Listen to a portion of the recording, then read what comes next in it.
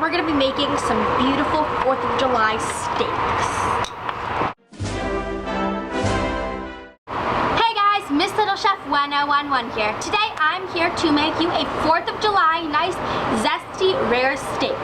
I'm going to be grilling today, that's why I'm outside in my backyard. And I am going to be using my Traeger's grill / smoker to get all of my nice steaks worked on. Today I'm making 2 steaks. Here are the steaks. They're boneless. They're the kosher beef ribeye steaks. I just like mine boneless. That's how I like them. They're smaller for my sister and I. And this is about 1 pound of meat, so each of them are about ½ a pound. And I am going to grill them up. They're going to be delicious. So next thing you need are some tongs. So here are my ingredients. I have my little bowl here. I'm going to start by putting my ingredients. I have some cayenne pepper. And I'm only making this for 2 steaks, not many steaks. So I'm just using a little bit of cayenne because I like it just a bit spicy. Now to help our grill get a little bit more smoky flavor, to kind of give it a hand, we're going to use some smoked paprika, not much. Emerald's original essence of emerald. It's just like a nice spice mix. Garlic powder, this is a great ingredient. I love it. It's garlicky, yet doesn't have that bite from garlic. Now next I'm using chili powder. This is my fave ingredient. I use majority of this rub chili powder because I really like the fact that it's smoky, but with a little bit of spice, just delicious. And then obviously salt and pepper.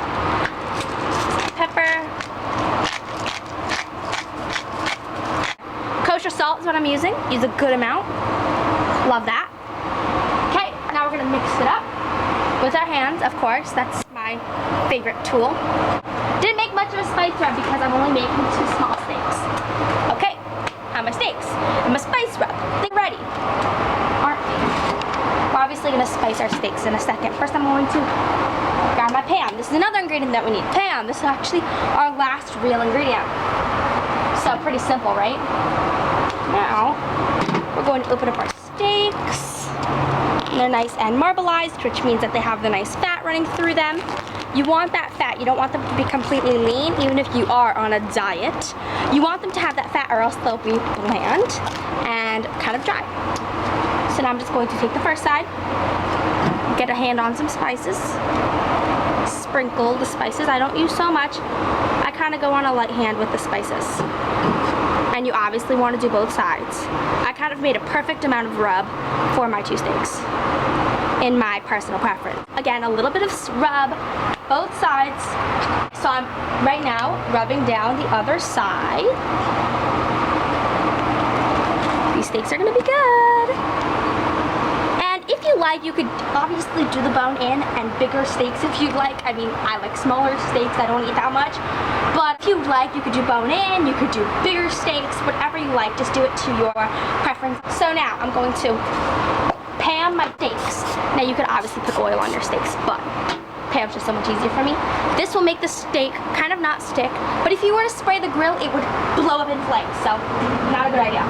My grill is pretty hot right now. It is at approximately 305 degrees. It's going down because it's open, but I'm just going to slam my steaks on. Let me grab my other guy. You can crank up your grill if you'd like. I'm gonna actually heat up my grill. It seems a little bit low. I'm gonna put it more on like a 375-ish. I'm gonna close up my grill.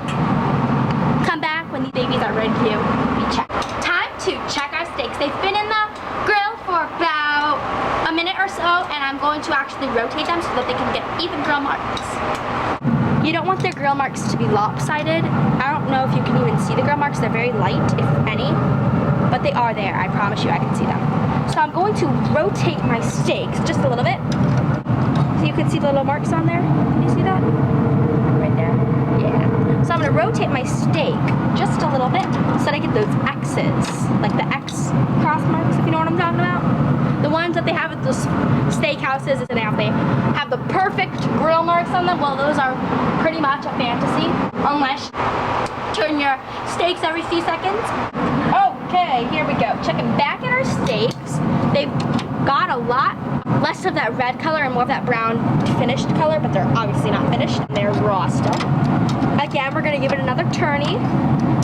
So we're turning our steaks to give it those perfect grill marks. I think at a higher heat, these guys will cook a little bit better. So I'm gonna raise it to 375. It's at 2 something right now. We're gonna have that grill heat up. These steaks take about 10 to 12 minutes. Alright, so my great steaks are ready to be flipper duties. Nice grill marks on my steak. Steaks are flipped. Be back in a flash. So I am finished up with my steaks. Let's pull them out. Let me grab my tin tray.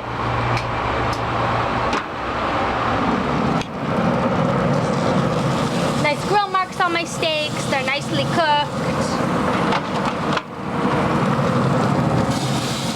Nice and juicy. They're gonna be great. Turn off. Nice and hot. Just like I like it. And that's that. Beautiful, beautiful, medium rare / rare cooked steaks that are delicious, awesome, and perfect for summer and 4th of July. So comment below 3 favorite words. Again, comment, rate, and subscribe. Love ya. Bye.